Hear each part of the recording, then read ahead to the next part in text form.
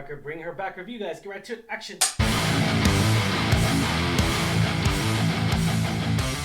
What's going on, Alamo City Movie Talk fans? As always, I'm your host, Ryan D. Ryan680. I'm Angela, that Kelly Ange. And this is Alamo City Movie Talk, guys. Thank you so much for making us a part of your day. You know what to do. Like, share, and subscribe to us on our Alamo City Movie Talk page. And help us get to 25,000 subscribers. That is our goal. We're less than 50 subscribers away.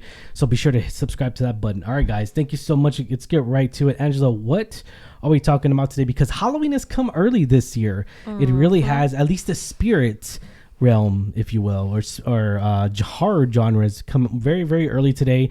But let's get right to it. What are you talking about today, Angela? We are talking about Bring Her Back. So a brother and sister uncover a terrifying ritual at the secluded home of their new foster mother.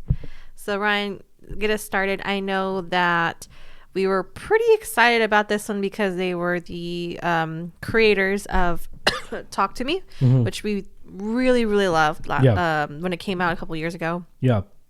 And this was, although it's not a sequel, which the sequel is in the works for that, this is made by the same YouTubers, YouTube directors. Yeah, so it was really cool to see them back in the same horror genre. So kick us off. What were your thoughts going into this? I know we had high expectations for this.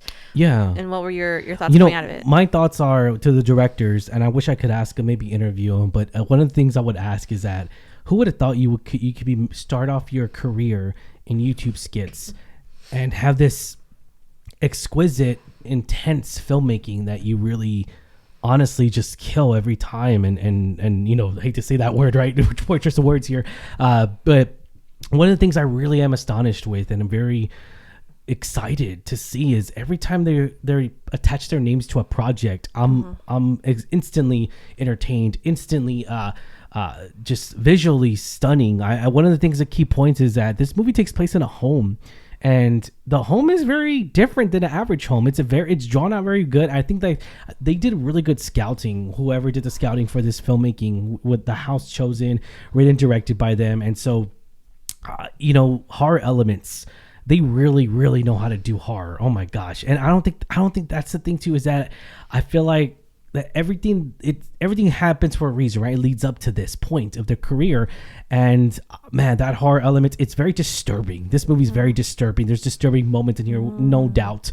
But at the same time, though, I'll say this right now, I did not expect to have empathy or sympathy for the villain in this, or the devil worshiper in this Satanism in this role and everything, and I didn't expect to have so much empathy, connection, how much grounded both sides are really because of the predicament they're in, and it's very human interactions, very human elements in here, and I feel like it's with demons. yeah, and that's the thing too. It's not like The Conjuring, right? The Conjuring, there's a villain, it's not like that at all. It's well written, entertaining.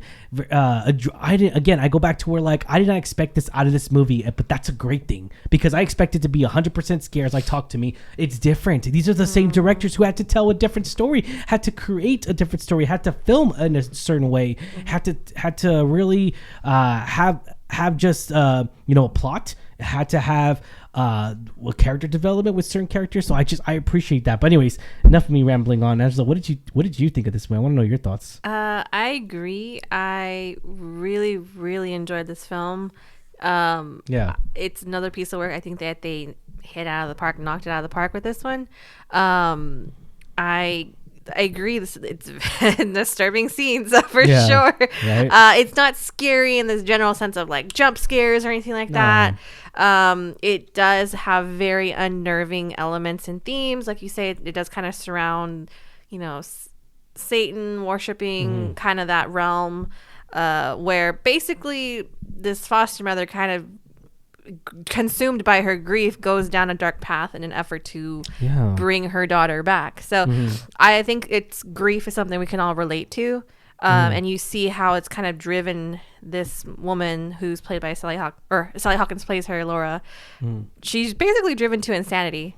So like she's just so consumed and, like you say, obsessed with trying to bring her daughter back that she does pretty much unspeakable things in the name of that. And I gotta say, the story was on point. Like, it captivates you from the beginning. You fall in love with the characters. Like you say, you don't necessarily hate Laura because you understand where she's coming from. She's just, like, a parent should never lose her child. But like you say, you have a little bit of, you feel sad for her. You feel for her because you know what she's going through. And I think the performances for all the cast was phenomenal. I think the brother, Billy Barrett, Billy the Barrett, little girl, he's great. Piper, is Sora Wong, and of course Sally Hawkins. She played the foster mother. She played Laura, and Laura has this warm character in the beginning, this warm, inviting, and then you kind of find out that her unsettling desperation to bring someone back. It's very disturbing. It very is, and but at the same time though, you're definitely locked in. You're sucked into that world, and then you just like the ending was a little shocking. It's kind of open-ended in a sense, kind of, but I will say, kudos to the makeup and special effects team, because some of those scenes are gnarly, gnarly, and crazy. So again, it's just a testament to it was all around a good, solid film. And I think a lot of people who are fans of Talk to Me or fans of horror in general are really going to enjoy this. Yeah, and I feel like it focuses more so, like, we got a little touch up of the supernatural, but it really focuses on human horror, I would say, versus as much as because it doesn't really touch up, like, it just, it's a little bit, I want to say probably like 10 to 12 minutes of supernatural, and it's in the end though, it's not really occurring. It doesn't really explain too much of that, but I think that's the point, because it's like she's almost meddling with something she doesn't fully understand. So I think that was the point, that's why they kept the supernatural side a little bit more ambiguous. I agree. And so again, I think it just added a lot to the story of, like, she's just so desperate, she just doesn't know what she's getting into. Most definitely, I completely agree. And Danny and Michael, man, they're just great filmmakers, and I can't wait for Talk to Me to Talk to Me. Talk to Me is definitely a movie, and I still talk about that movie till this day. We still talk about it nonstop in our movie talk, and it's it took a move. It was definitely a movie by storm. It was just unsettling and just so good, so well written story. And we go back to this, another great way. That's the thing too, is that people expected, and I'm not gonna lie, I kind of expected a little bit more scares, but in reality, what they gave us was something different, because they didn't want to. That's the thing too, is that you have to cherish filmmakers who want to try something different, who want to take that little risk. Music artists do the same way too. We see, Taylor Swift to do different genres, right? Different genres of music. We see Post Malone Bruno doing Mars, country. Bruno Mars, like, it just Lady Gaga, like, so and so knowing that the fans of the movie and the fans of this, in this case, right, in this scenario, the moviegoers, and I feel like that we just flock to that, and we love that. We love the risk taking, keep the same horror elements somewhat, and then give us something, a mixture of something different, to give us that well-written story arc to where we care about these characters. And I felt like that I really did, and I got something different instead of just like jump scares, because we know jump scares don't work. One of the worst horror movies we saw was La Llorona, the Hollywood version of it, which was a Hollywood version of it, not the Shudder version. There's a Shudder version out there that's independent filmmaking. That's pretty good. Really great, really scary. But it was the same universe as the Conjuring universe. I thought that was very poorly done, but whatever the case may be. Still, it focused a lot on jump scares, and that was it, instead of story. You could also argue that certain movies like The Nun also was just jump scares. Well, see, here's the thing: The Nun wasn't as bad. It was bad, but then The Nun 2 came out. That was a little bit better. A little bit better than the Nun 1. I mean, there's still you mean as much promise as it had. Yeah. Those standalone movies just don't do it for me. I'd rather go back to The Conjuring. But regardless, that has nothing to do with this film. This, again, considering that it's another great genre or another movie in the same genre, it still stands on its own. It's still a great film. Again, it's not in the same universe as Talk to Me, but it still has kind of like that same feel. So if you do like Talk to Me, I think you're really going to enjoy this. Definitely. And I really hope, and I really, really cannot wait for Talk 2 me to come out. 2, yeah. Yeah, so Talk 2. I have high hopes. Yeah. Again, let's go for a 3 for 3, where it knocks it out of the park. Yeah. I think there's, they're very promising future, and I really can't wait to see. And when you really think about it, it's actually, that's the thing too, is that in my perspective, after watching this movie, it's kind of a different examination, if you will, different point of view examination of grief when you think about it. Mm-hmm.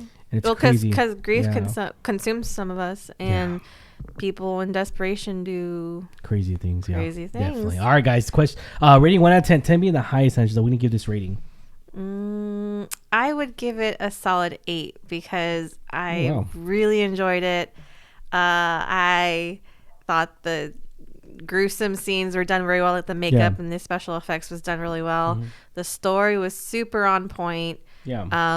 Kept me interested, kept me captivated. Like you said, I liked that how you kind of feel sorry for the main Sally Hawkins, the foster mother, even though she technically is doing these horrible things. She is. And so it's just, it was such a great, well-rounded film, and I can't say enough praise for for the directors and the writers. Yeah, definitely. And I can't wait. So a solid 8 for me.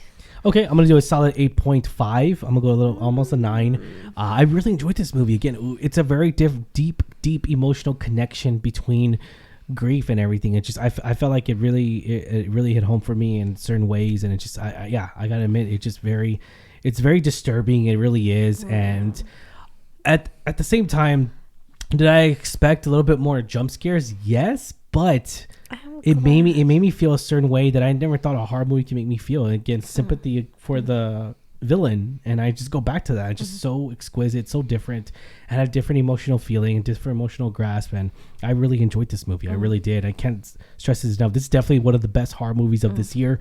Definitely.